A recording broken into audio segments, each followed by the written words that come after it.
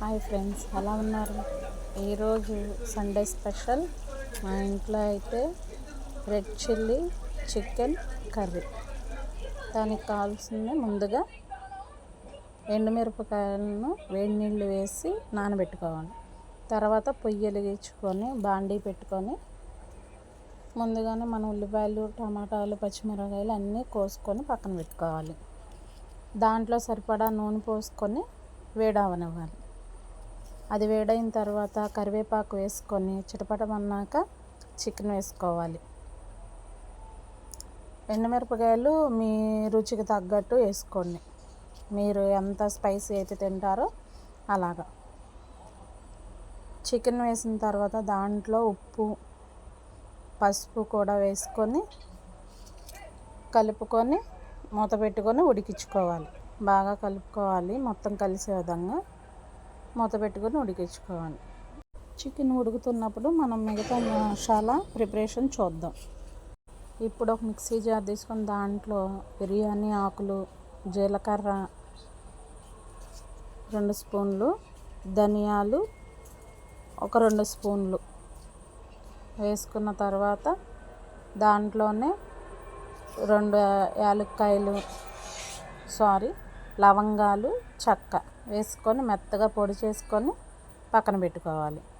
అదే మిక్సీ జార్లో ఎండుమిరపకాయలు కూడా నానబెట్టుకున్న ఎండుమిరపకాయలు వేసుకొని ఒక చిన్న టమాటా కట్ చేసుకొని, ఎందుకంటే ఎండుమిరపకాయలు నలగవు కాబట్టి టమాటా కట్ చేసుకొని వేసుకొని మిక్సీ పట్టుకొని పక్కన పెట్టుకోవాలి.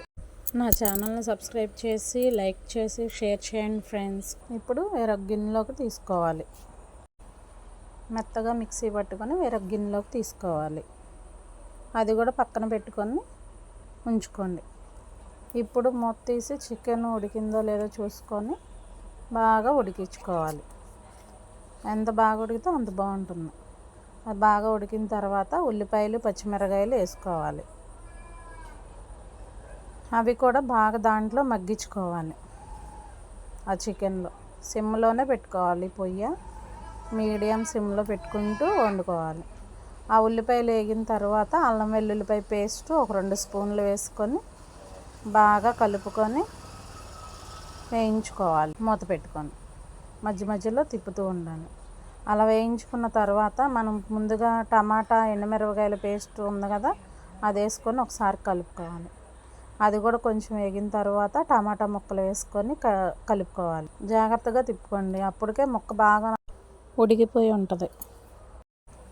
అది కూడా వేగిపోయిన తర్వాత ఇప్పుడు మనం మిక్సీ పట్టుకున్న పొడి, చికెన్ పొడి మసాలా 2 వేసుకోవాలి. దాని తర్వాత కొంచెం జీడిపప్పులు, కరివేపాకు, కొత్తిమీర కూడా వేసుకొని నిదానంగా కలుపుకోవాలి.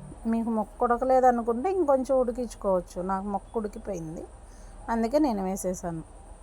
ఇలా వేయించిన తర్వాత నిదానంగా తిప్పుకుంటూ బాగా దగ్గర పడేంతవరకు కలుపుకోవాలి. అలా ఒక 10 నిమిషాల తర్వాత ఉప్పు సరిపోయిందో లేదో ఒకసారి చూసుకొని వేసుకుంటే చాలు. కలుపుకొని మరి ఇంకొక 5 నిమిషాలు ఉడికించుకొని లాస్ట్కి దింపే ముందు కొత్తిమీర వేసుకుంటే రెడీ అయిపోయినట్లే.